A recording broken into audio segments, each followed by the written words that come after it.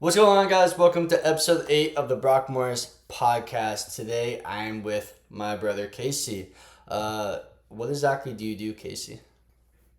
Yeah, thanks for having me on, first of all. But I run a social media video agency down here in San Diego. So we work with mostly service based businesses and we implement our what I call content to client system, basically taking over their full social media strategy, implementing content and ads to make those businesses more money. And how did you kind of stumble upon this business model?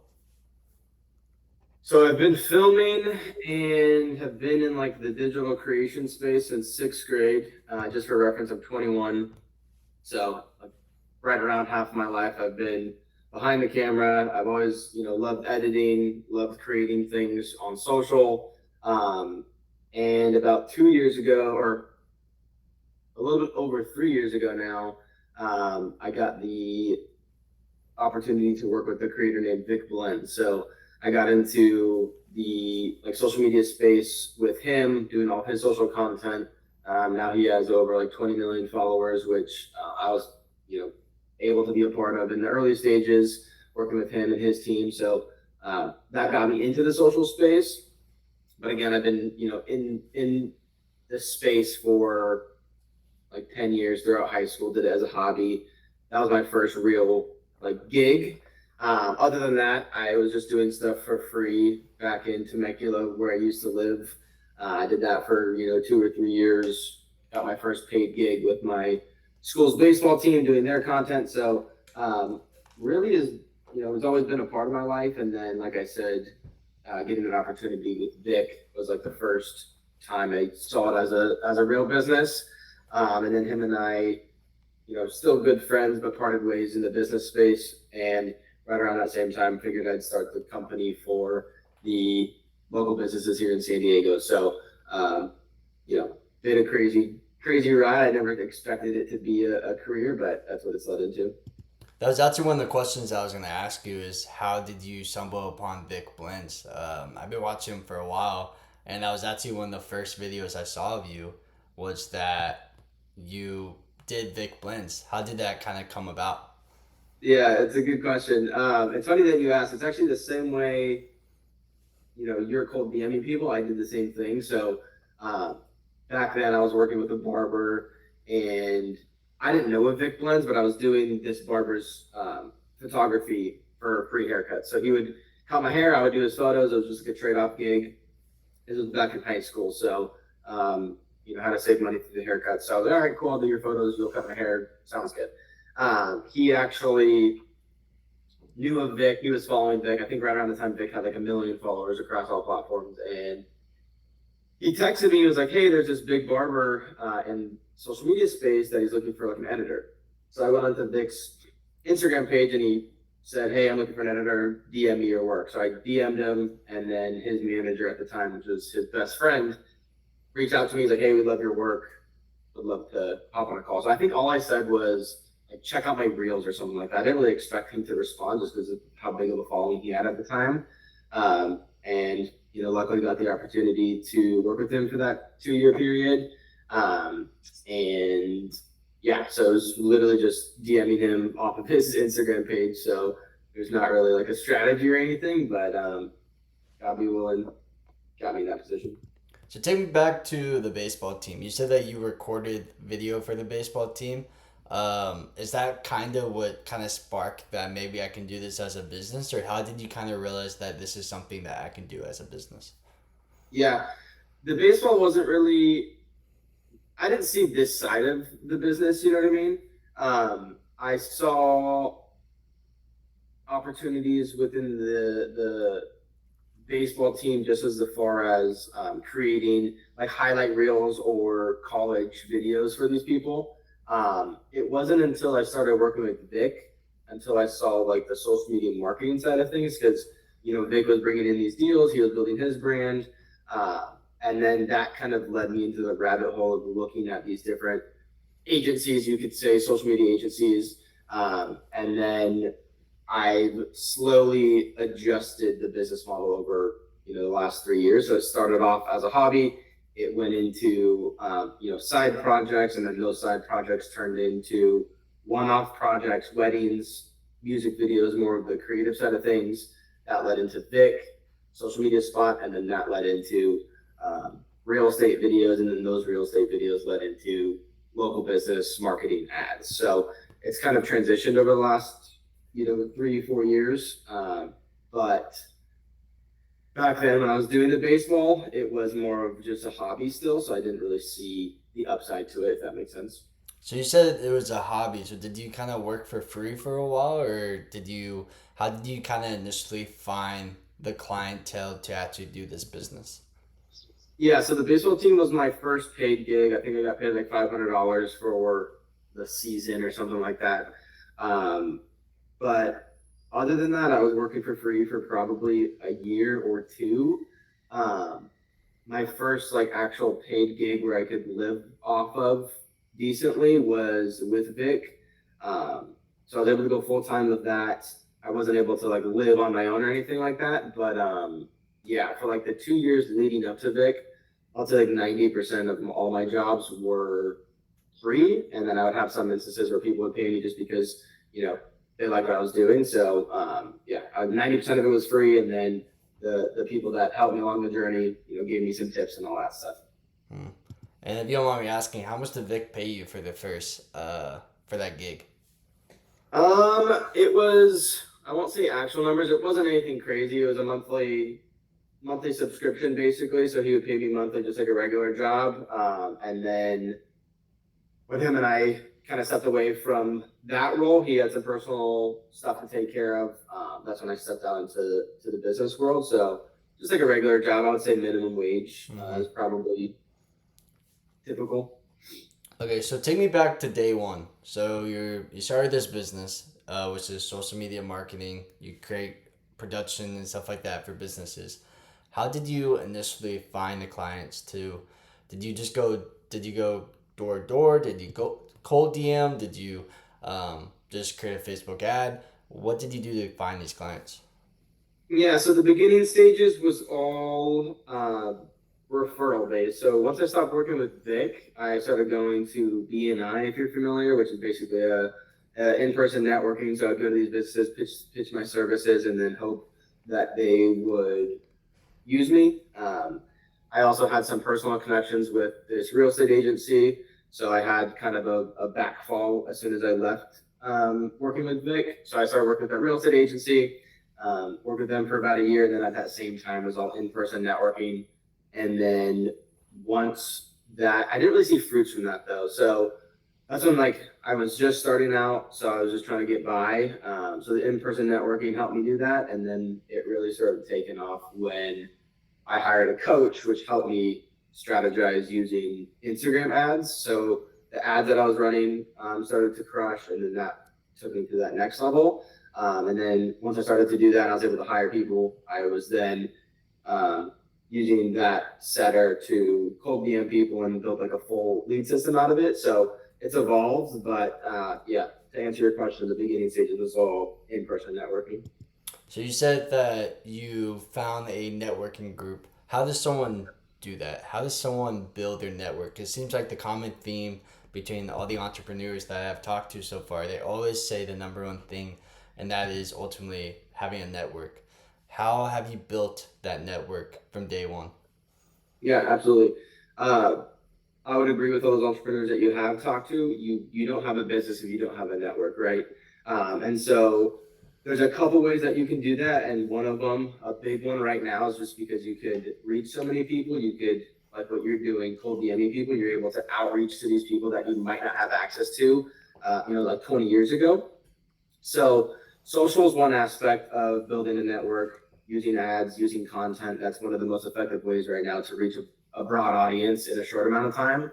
But then you can also go back to the basics, and that's going to these in-person networking events. So there's platforms like BNI and Team where you can actually go in and search for your local area, and they have these groups. Typically, it's one spot per business. So when if I go on there, there's no other spots for social media, and then you get to build relationships with these people. I like to say you do what you do offline, online. So just like going to these networking events, you can do the same thing online, and all that is building these relationships with these people. So always go into like building your network as how can I help this person? You're not looking to get money out of them. Obviously, that's the end goal, but if you're only trying to do that, you're not going to get anything from it. So really just like building your communication skills too, I think is a big thing. I remember the first day or the first night before the first networking event, I was like 19. And I was going to go into this room full of 35, 40, 50-year-olds that have been running businesses for the last 20 years. I was visibly and like physically nervous. I wanted to throw up. And I almost didn't go to the first one. So when you're initially starting your network, it's literally going out and meeting people, shaking hands, trying to get in front of the most people that you can, and trying to serve and help those people initially. And then as you get to do that, as you get to get results for those people, even if you're working for free, eventually your network will be big enough until you can start getting paid for what you're doing. How does someone even provide value whenever you're first starting out? Because then again, you're starting out with essentially kind of nothing, and you said that you're kind of trying to go for to provide value instead of trying to get transaction. How do you provide value when you're first starting out when you really don't have anything? Yeah, that's a big thing. Like you don't have anything starting business, and when you're pitching these services, people are wanting results. So they're going to ask you, "Hey, what can you do for me?" At that point, I used the case studies of my past people, so I built up like a portfolio and showed them what I could do. And providing value could come in multiple ways. But the biggest one that I was doing was literally saying, "Hey, I don't want your money. I want to do stuff for free. Like, how can I help you?" Majority of the businesses that I was working with at the time were in the real estate space. I just wanted experience. So that's like the leading foot I would put forward. It wasn't necessarily trying to provide value without saying anything. It was going to them saying, "Hey, I'm just starting out. I need case studies. I'd love to work, would love to work with you for free. What can I do? Do you have any projects right now? Do you have any houses for sale?" So literally just going to ask them, shaking hands, and putting that foot forward, saying, "Hey, I need it. Please let me work for free." Were your first videos really good, or were they not Oh, they're really? horrible. Okay. I look back. I mean, they were good at the time, right? But yeah, I was looking back at some of them recently, actually, and definitely not to the level that they are now. But that's with everything, right? You're not going to start at step 1,000. You're going to start at step one, and sometimes that looks bad, but you grow as time goes on. And how did you learn to do all this? Did you get given a camera, or did you buy a camera, or how did you kind of start off with everything? Yeah, so like I said earlier, I started in my sixth grade video production class. So that's when I was like introduced to some of the initial editing softwares and the cameras and all that stuff. And then COVID hit, and that's when I bought my first camera. I met one of my good buddies now. His name's Jess, and he got me back into it. So video production class got me introduced to it. I think my parents might have given me a camera at the end of middle school, and then I bought my first camera at some point in high school, then used that to do all the school stuff that I was doing. Mm-hmm. How old are you right now? How old are you? I just turned 21 in March. 21. How many people, because of your age, have kind of hesitated to work with you because of your age? Initially, when I was, just starting out 19, 20, a lot. I would say probably 50, 60% would always have some sort of something to say.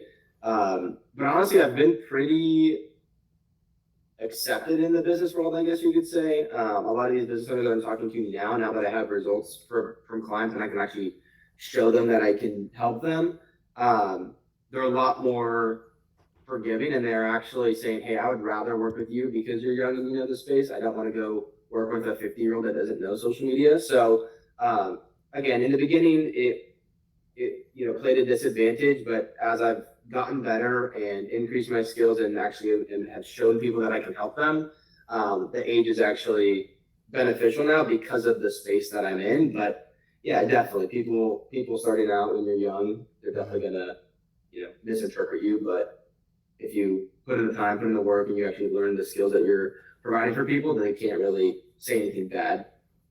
And take me back to the networking. When you say that you kind of went up to these people and you were talking to these people, what does that kind of look like? What is your kind of pitch kind of goes like? If someone wants to do this business model, how would you pitch it to um, to business owners?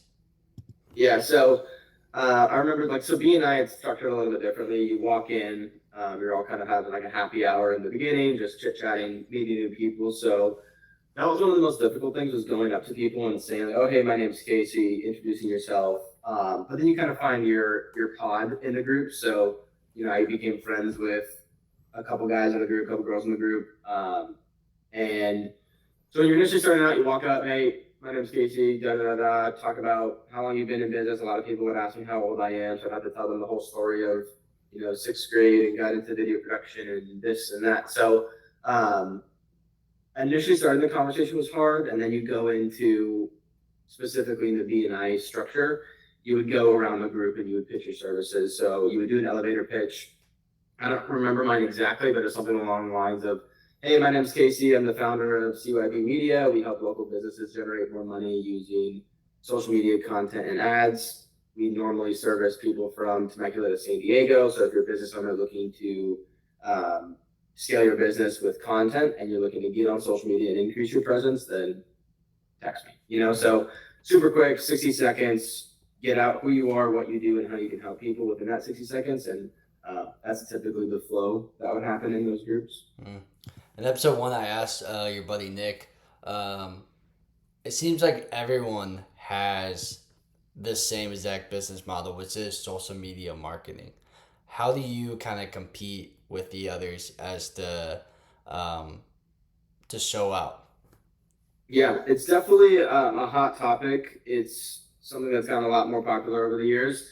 I think my experience with Vic specifically, there was a lot of storytelling within that. So I learned a lot about video pacing and overall how to showcase. So if someone were to come to you and whatever, want to work with you, learn who you are, you need to figure out.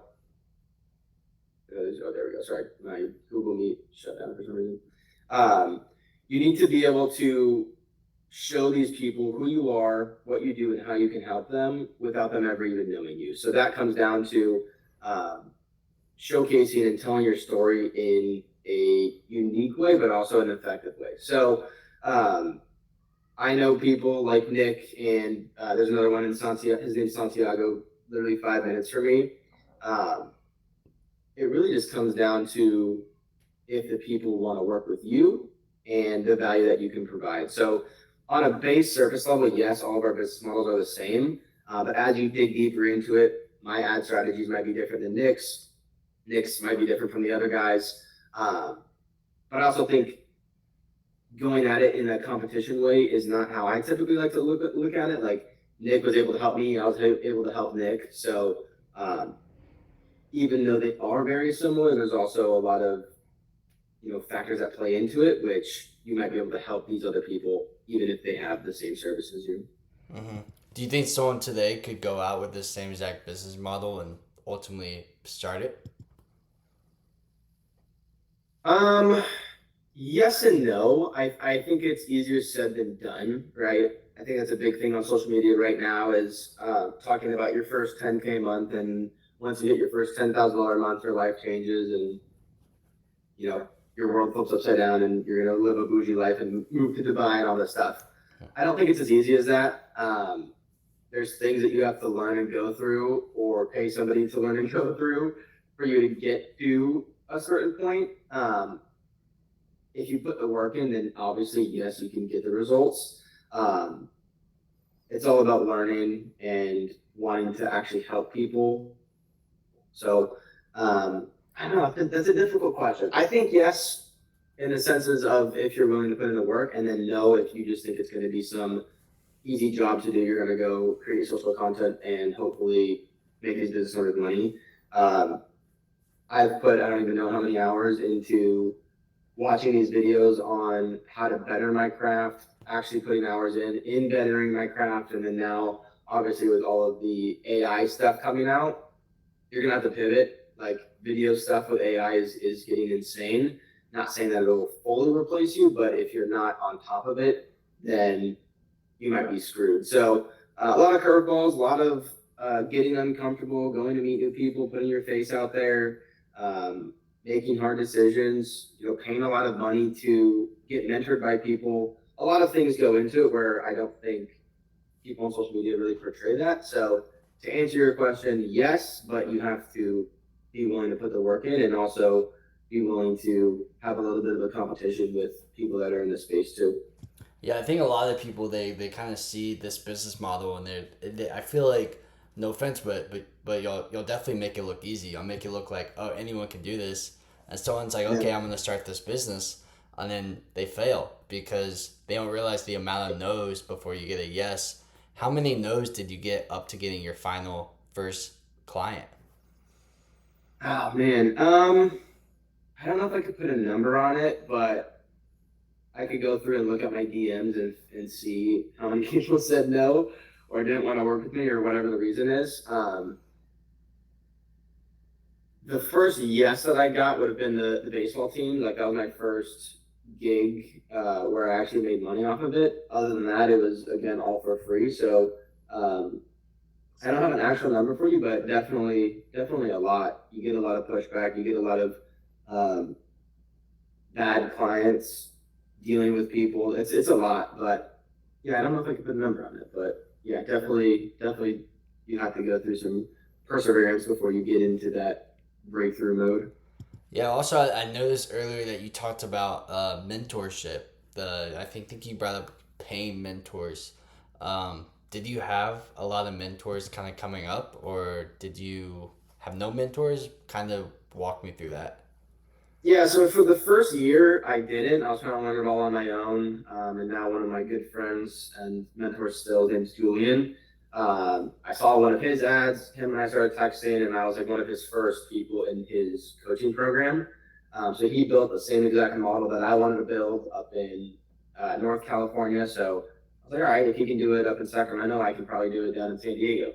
Um, Initially I didn't want to pay the money. Like I remember hopping on the call with him and he was like, hey, it's gonna be, I think at the time it was $6,000 or $7,000. And I was like, dude, I don't have that money. And then I went through like 2 more months of trying to figure it out on my own, still struggling. So then I, forked up the money. I saved over the next 2 months, and then the information that I got to him, it was something that was I could have figured out eventually, but it would have taken me a lot longer. So yeah, I've had, Julian was one of my mentors early on, and he helped me get to that first breakthrough point of business, which a lot of people is at $10,000 a month. So he helped me get to that point. I worked with a coach named Deborah. She's more of like the mindset back end strategy coach, not necessarily in my space, but definitely has helped business owners scale that way. Um, I've worked with Austin Snyder. If you've seen any of his videos in San Diego, he's built a big agency. Worked with Gordon Lee. I've probably had 4 or 5 pretty big mentors in this space, and definitely something that I would never regret. I've, 4 or 5x my money off the investments that I've paid them. So it's something paid off. I think the biggest thing with mentors is getting access to the information that they might have taken 10 years to know, and you get it within a 2 or 3 week span, and you're able to apply that. So, yeah, I mean, I've paid some money for it, and definitely don't regret it at all. How does someone even find a mentor in the first place? I think it's a similar question to networking. You do it through social. Like a lot of those guys were through social media that I met. Um, but I've also, like, one of my clients is also a mentor of mine, and that was just by getting out there and meeting people. So if you're looking for it, you can go out and find it on socials, or I'm sure you have favorite creators that you might like to go watch. And chances are a lot of people are coaches now. You might be able to get some of their mentorship. So I think the most popular way right now is through social media, but you can do it just by going out to places and meeting people and mentors don't have to be the most successful, but if they're at least one step ahead of you, that could be considered a mentor. Hmm. Now, take me back to Casey Schultz. Were you entrepreneurial as a kid, or was this kind of like your first business model? This is my first business model, I would say. I don't think I really had anything else as a kid. I was going to go the typical route. I was going to Clemson for engineering. And as bad as COVID was for that time, it actually was a blessing in disguise because that's when I picked up the camera again. So I never, like, it was always a hobby for me, the video stuff. I never really thought of it as a business or something that I could be. I definitely had entrepreneurial like traits. Like I wasn't very good in school. I didn't really find myself in school. I knew I wanted to do something more, but I didn't know what that was. But then, like I said, COVID completely set me on a different trajectory. I was going to go to Clemson engineering, and then that took a turn. I ended up going to community college.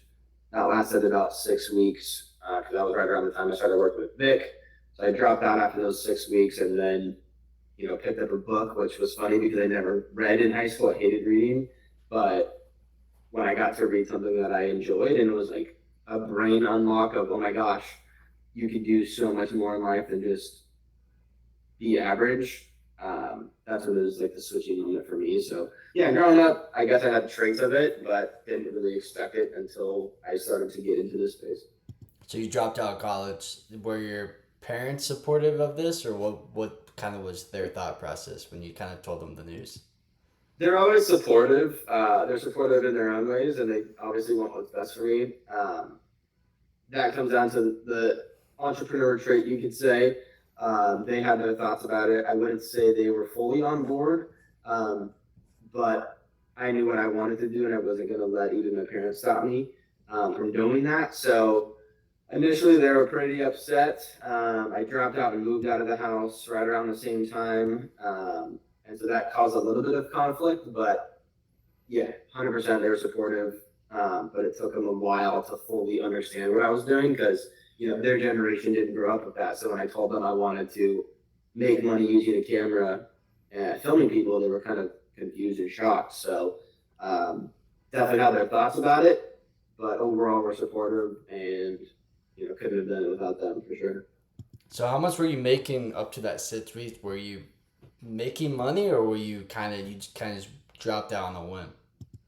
Um, I I dropped out and moved out with the first month's rent. I think I paid the deposit, and then all I had was the first month's rent left over. So I was making decent money. I think I was making maybe $2,000 to $3,000 a month for that first 6 months leading up to it. So when I moved out, I moved down here, and I was actually commuting back to Temecula, and I was working part time. So I was working with Vic and that real estate agency, and then I was also working part time. So still 40 hours a week at that construction job, and then in my free time would be doing all of Vic's stuff and real estate stuff. So yeah, I think at most I was making $3,000 a month, which half of that was rent, and then the other went to food. Hmm. And then whenever you decided to make that leap to go all in, do you think that's 10x your business, or do you think it was just something that drove you where you needed to go harder to ultimately to stay afloat? Um, I think even in situations like that, you can get comfortable. So I think putting a job too, so moving out, then working part time, I was getting to a place where I was like, okay, I can handle this. And then yeah, when I left the job and all I had was what I was doing, it was 100% the scariest thing I've ever done. But it did put me in that position where my back was against the wall, and I had to figure it out. So I had to go to these networking events. I had to put myself in these positions to hopefully get clients off of it. I had to go and read and invest into that mentor and do all these things. And I couldn't have done that if I didn't quit the job because of that job was taking so much time. So um, yeah, definitely put me in a position where I had to kind of figure it out. Hmm. And now walk me through onboarding a client. Do you kind of already know through trial and error what the ads should look like, or do you do a lot of research up to once you actually get a client? So over time, I used to do a lot of custom stuff. So any client that would come to me, they were like, hey, I want this, I want this, and I would do it. So onboarding clients in that space was difficult because I always had to figure out what they wanted and almost recreate different packages for these people. And that's something that I learned through mentoring, specifically with Austin Snyder, was productizing your offer. So now when a client comes on, it's you get 3 packages. Each one of these packages are structured differently. So now it's like almost it's a product, just like this coffee cup. This company doesn't change anything based off of what other people want. They have a product, they sell that product. So I've had to change my offers so that when I do onboard these people, it's seamless and there is like a process to it. Obviously, there's a little bit of tweaking that has to happen within the specific ads, but for the most part, it's a rinse and repeat structure. Business owners come in, we change their messaging, we change who they're targeting and their service, obviously. But other than the minute changes, it's a full system that you can kind of plug and play into these different businesses. Hmm. Have you ever lost money off a client by running ads and maybe the ads didn't work, maybe just whatever it was just was not working and ultimately just led you to lose money? Yeah, definitely. I would say, you know, ads change, social media changes, the landscape changes, which I think is one of the most difficult spots. If you could put up an ad and have it run for 6 years and never change it, then that would be the best case. But you're always having to recreate different things, continue to put out content, continue to tweak your ads, tweak your targeting.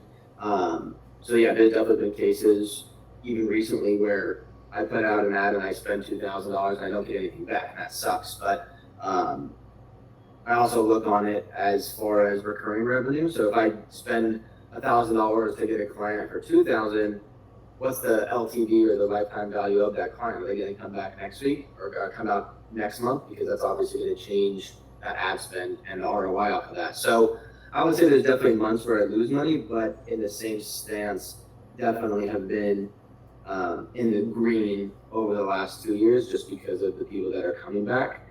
So there's multiple factors that you have to look at, but if you're going to run ads, definitely expect to lose money because there's a lot of testing that has to be involved. Mm. And how much did you start? Can you start from $0? How much money do you need to actually start this business? Yeah, definitely $0. All you really need would be a camera. You can use your phone too. Every business owner is doing the same exact thing that I'm doing for their business themselves. They have their camera, they have their phone camera, and they're putting up content. Like I know Nicholas, that's his whole thing. You don't need a videographer, you don't need a marketing team, and I fully agree with that. Like if you can put in the time to put yourself on camera and figure out the ad structure, you definitely don't need to hire a company like me. But there's benefits to it. So you have a phone, you have a computer, you're good to go. Mm. And what kind of content do you think works on social media? I know authentic seems to work a lot, but when do you determine to do authentic content versus kind of ad content? I would say it's like an 80-20 split. Ads, I always say, are to get in front of people that don't yet know you, and the authentic organic content is to nurture those people. So not to get into too specific of a talk, but we run it as a 3-step funnel. So top of funnel ads get people into the content, and then on the back end, you're posting 3-4 times a week with the authentic, value-based, organic content to nurture those people. So like I said earlier, you do what you do offline, online. So if you're going to networking events and you're shaking hands with these people and you're providing that free value for people, you're going to want to do that same exact thing through social media. The only difference is that you're doing it through content instead of actually shaking these people's hands. So if a person comes off of one of those top of funnel ads, they can go through and watch all of your organic content, get to build trust and know you as a person. And then you also have the opportunity to do a virtual handshake with them and direct message them and start that conversation to eventually book them on a call or close them as a client or whatever. So what was your initial question? Sorry, I went on a tangent. I was kind of wondering,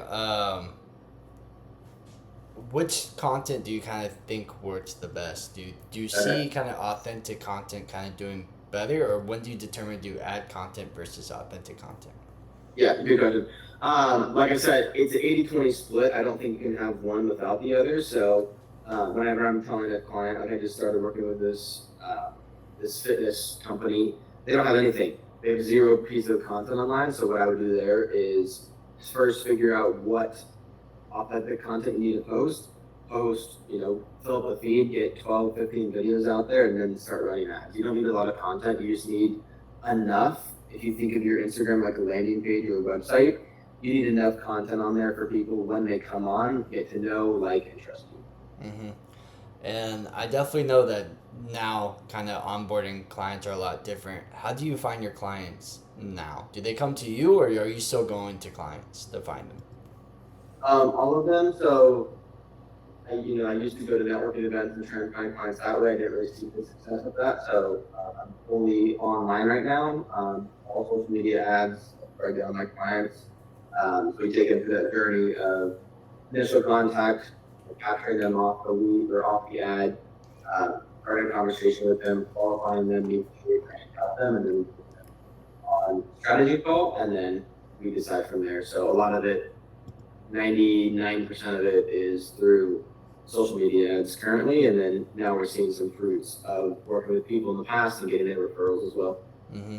And then, what kind of mistakes did you kind of make first starting out um, through doing this business model? Man, you name it. I think you're never going to continue to not make mistakes. I made mistakes this week. I made mistakes today. I think the biggest ones back then were um, waiting too long to hire a mentor and get answers that I needed. I think what I'm currently making is trying to do 80% of the things myself and not hiring people. So um, every mistake you could possibly make in the beginning was made. But again, the biggest one is definitely being scared of not investing into the company or investing into myself. Because as soon as I made that investment to get the answers that I needed to grow my business grew, and it took me a year to actually take that initial step. So Mhm. that was probably the biggest one. How do you get over that fear? Because you said that you were kind of scared to make that investment. How did you get over that hump to get over that fear?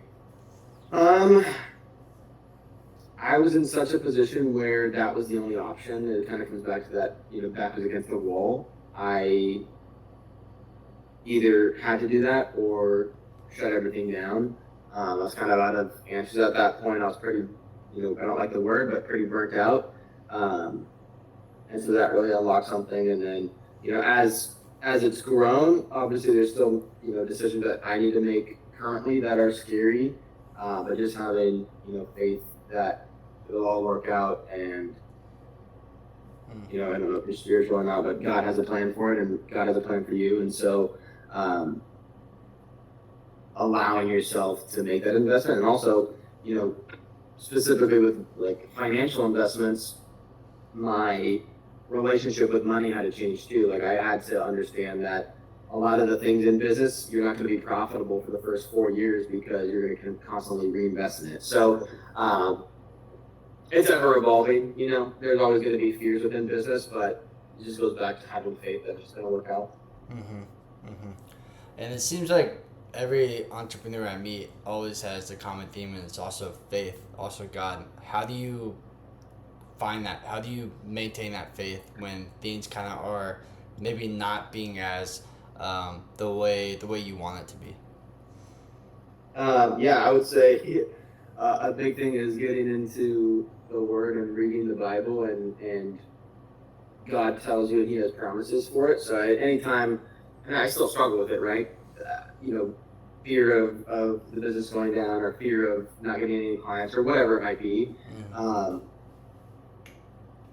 when I am fearful, it's almost like a telling that, hey, I need to go back and read the Bible or read the Word and get into that and just reassure myself. So, um, really just comes down to keeping your relationship with God close and not losing sight of that, because you can make all the money in the world, you can have everything, all the material things, you can chase the cars and all that stuff, but what it comes down to is, how's your relationship with God and how are you personally? Yeah. Another thing is, I know you brought up earlier that you have a team. Um, what is that? What does that team do? What is they kind of in charge of? Yeah, so I have a client success manager, so she takes care of all of the client communication, or the majority of the client communication, updating them on tasks, updating them on projects, making sure that the process is going smoothly, updating our Notion database internally, sending them their files, reviewing content, just really the back and forth daily communication. She's taken that on recently, and then a video editor, obviously, edit all the videos, and then I just let go, but I also had an appointment setter, which would go through all of my DMs and set my appointments for me. But that's kind of changing too, just with all the AI stuff. So pretty slim. It's me. Her name's Malia, and then Cameron is the video editor. So pretty slim team, but really just helps me do all the daily tasks that I don't really have time for anymore. How did you find these people to hire? Did you kind of Yeah. click just an ad, or how did you kind of find these people? So initially, I hired a VA through like a virtual agency that would like source these people that are a good fit. Due to the time zone, she was in the Philippines. That didn't really work out just because there's a 12-hour difference, and you know, I want my people close to me here. So funny enough, my client success is actually my girlfriend, so she's been helping me with all the back end stuff and doing that. So I obviously knew her because I live with her, and then my video editor, I was just doing some research and found his work to be really good, and then reached out to him that way. Mm-hmm. And what's your goal down the line? Where do you see your business going? I always ask everyone towards the end, what is your goal down the line? Yeah, I think the next big goal is, financially hitting the $50,000-$60,000 a month range, and then, 5, 10, 15 years down the line, whoever knows. Obviously, the big goal would be to sell the company, so that's always in the forefront. But personally, man, now that I've had a taste of the entrepreneur realm, I've definitely fallen in love with it, and my passion for video is still there, but I've also grown a passion for business, so I definitely want to get into, potentially real estate or investing into other companies, maybe starting other service-based companies. So the future holds a lot, I think, but again, in the forefront, hitting the big next financial milestone for the business, expanding the team.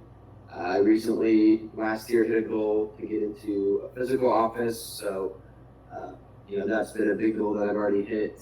But yeah, overall, just expanding. One of my mentors actually told me that it's not the goals that you hit, but it's the person that you become along the process. So, yeah, even hitting, $20,000 a month, it feels good. But I also look back and see the person that I've become over that time to hit that goal. So, not necessarily about the goals either. It's about the journey and who you become on that process. But yeah. What kind of did your friends say when you kind of told them about this business model? Were your friends also supportive as well? Yeah, all my friends honestly are from that middle school school, so I've kind of grown up with them in this space, and they've kind of seen me evolve as well, and it's kind of grown with them too. So they're not really like, they don't have anything crazy to say.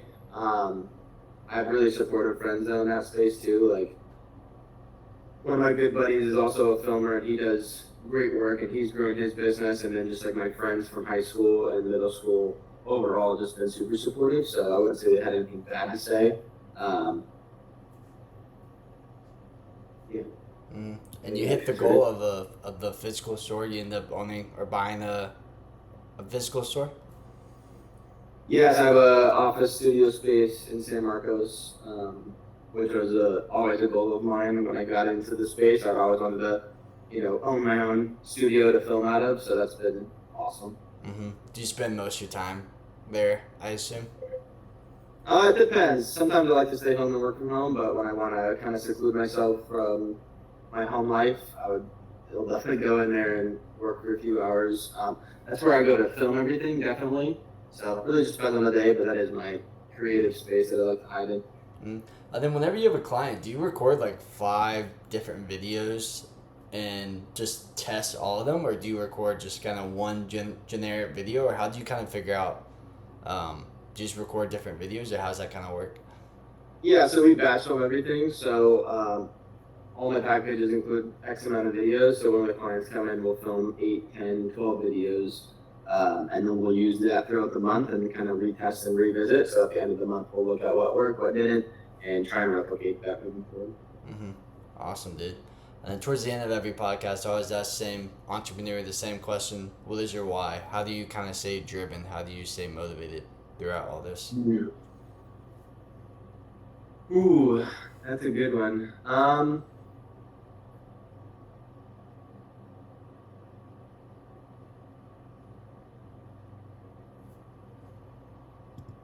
I would say I have multiple. I don't think I have just one reason why. I know for a lot of people it was like, I grew up in a bad situation. I never wanted to live with that. Um, I think a big one is I remember talking to my dad back then, and um, he obviously had a different childhood than me, and he put my family in a good position to where I could do this. Like I'm very privileged to own my own business. I was able to start it and do all this stuff without too much of a struggle in my childhood. And I remember telling him like it would be a disservice to you if you put our family in this position and I didn't make the most out of it. So I think my why is always just not living up to the potential that God has placed on my life, and that also ties into I think God has placed this on my life for a reason. And I've been doing it since sixth grade. I've always had that creative spirit, um, and so the main one, yeah, I guess, is just not living up to the potential and making a waste. One of my mentors now, Steve Weatherford, says you have your time, your talents, and your treasures. And at the end of your life, you're going to get judged on those times, talents, and treasures. So, what have you done with your time? What have you done with your talents? And what have you done with your treasures? It scares me to say that I didn't do anything with them. And so, the reason why I get up in the morning, the reason why I work so hard is because I don't want to waste what has been given to me from my actual dad and my family, my mom, and also what God has placed in my life. Mm. It sounds like you have so many mentors. Are you investing every month now into new mentors, or do you just kind of have a database of them? I started out. It's not like I had them all at once. Like Julian got me to that first milestone, and then Deborah has always been there, just on the back end. Like I'm always going to need mindset and strategy for each month. Um, so it was like Julian, Deborah's always been there. Austin was a recent one just in the last couple months, and the same thing with Steve. So Julian and Austin were more video focused, like they were in the space doing what I was doing. Deborah is more strategy driven mindset, and then Steve Weatherford is more of like a life coach. He obviously has the business ties too, but he's more of my biblical, spirit driven life coach, if that makes sense. Oh, dude, that's amazing. It sounds like you have um, a very a very good head on your shoulders, and it sounds like that they hopefully your goals all come into fruition. I just want to thank you for coming on the podcast and taking time out of your busy schedule to do this. But yeah, just go ahead and shout out anything you want. Shout out your Instagram, social medias, whatever it might be. Just go ahead and shout out anything. Dude, yeah, I appreciate it. I love what you're doing. I'm At first you texted me, I was like, who is this guy? But then I saw you posted with Nick, and I don't know, I love it. I think Yeah. you're going in the right direction. I'd love to hear more about when we hop off to what your goals are with this. But yeah, you can find me at Casey Schultz _ on Instagram. That's really where I post all my stuff. Looking to get into YouTube too, which is going to be the same handle. So yeah, dude, I appreciate you having me on. Awesome, dude. Thank you so much for coming on. And that wraps up episode 8.